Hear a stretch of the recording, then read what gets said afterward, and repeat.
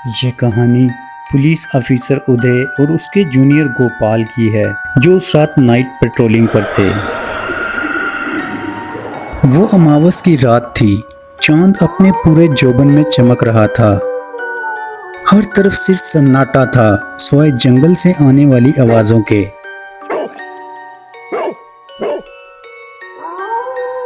उदय और गोपाल रात के उस पहर पूरी ईमानदारी से अपनी ड्यूटी अंजाम दे रहे थे। अब वो शहर के बाहरी किनारे तक पहुंच चुके थे, जिसके आगे जंगल शुरू होता था।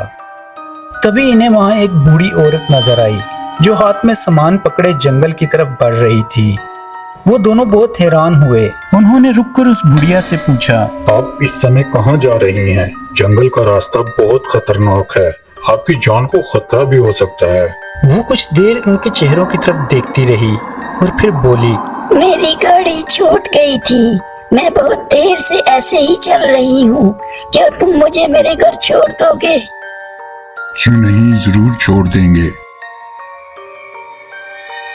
वो दोनों इस बुढ़िया को गाड़ी में बिठाकर जंगल के रास्ते ले जाते हैं। काफी देर के सफर के बाद बुढ़िया इन्हें एक पुरानी हवेली के पास रुकने का बोलती है। इस हवेली के अलावा यहाँ दूर दूर तक और कोई घर नहीं था। वो बुढ़िया के साथ हवेली के अंदर आ जाते हैं।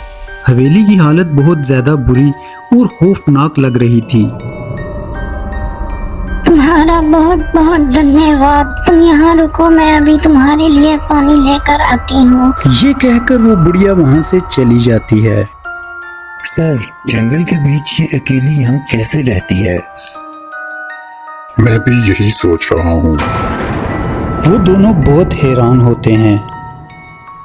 काफी देर इंतजार के बाद जब वो बुढ़िया वापस नहीं आती, तो वो दोनों वापस जाने के लिए चल पड़ते हैं। जैसे ही वो बाहरी दरवाजे के पास पहुंचते हैं, दरवाजा खुद से बंद हो जाता है। सर, ये हो क्या रहा है? पहले खुद से दरवाजा बंद हो गया और अब ये धुआं कहाँ से आ रहा है? हाँ, कुछ तो गड़बड़ है इस जगह पे। चलो कोई और रास्ता तलाश करते हैं जिसकी मदद से बाहर निकला जा सके। तभी इन्हें एक कमरे में इंसानी ढांचे नजर आते हैं। वो दोनों ये सब देखकर बहुत ज्यादा परेशान हो जाते हैं। सर, ये बुढ़िया कोई आम इंसान नहीं है। या तो ये कातिल है या फिर कोई चुड़ैल। मुझे भी अब ऐसा ही लग रहा है। चलो इसे ढूंढ कर पूछते हैं। वो दोनों जैसे ही कमरे से बाहर निकलते हैं, अचानक वो चुड़ैल इनके सामने आ जाती है। कहाँ जा रहे हो? यहाँ से आज तक कोई वापस नहीं जा सका।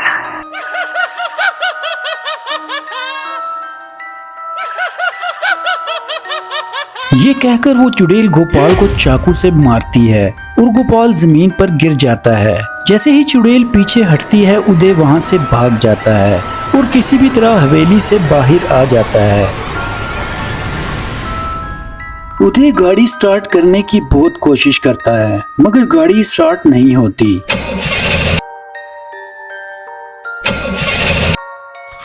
वहाँ हवेली के अंदर चुड़ैल गोपाल का शरीर खाना शुरू कर देती है। उदय गाड़ी वहाँ छोड़कर जंगल के रास्ते भाग जाता है।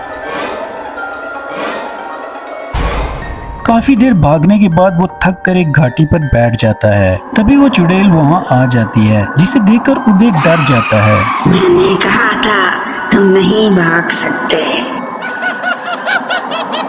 उदय भागने के लिए खड़ा होता है, मगर पांव फिसलने की वजह से वो घाटी में गिर जाता है और बेहोश हो जाता है। उदय की किस्मत अच्छी थी कि उसकी जान बच जाती है, मगर किस्मत इतनी अच्छी भी नहीं थी, क्योंकि वो चुड़ैल भी वहां आ चुकी थी।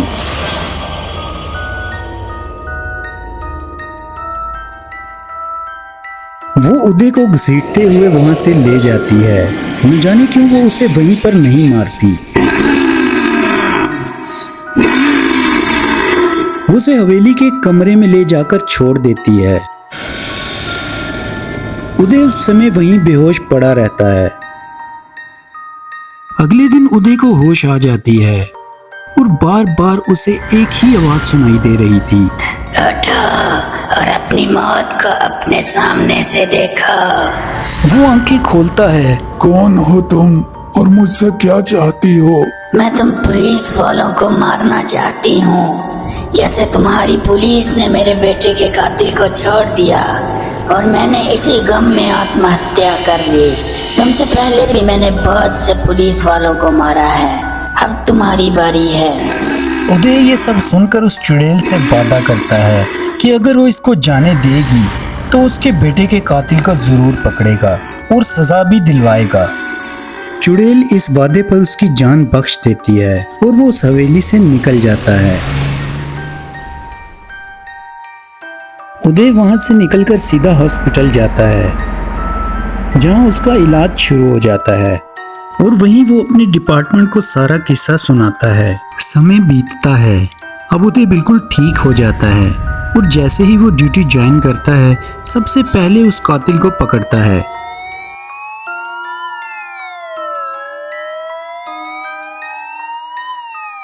और जल्द से जल्द उसे अदालत ले जाता है, जहां उस कातिल को मौत की सजा सुनाई जाती है।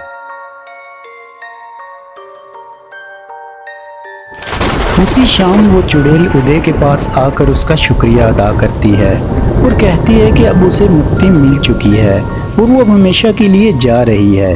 ये कहकर वो गायब हो जाती है और अब उदय भी पहले की तरह ही नॉर्मल जिंदगी गुजारना शुरू कर देता है।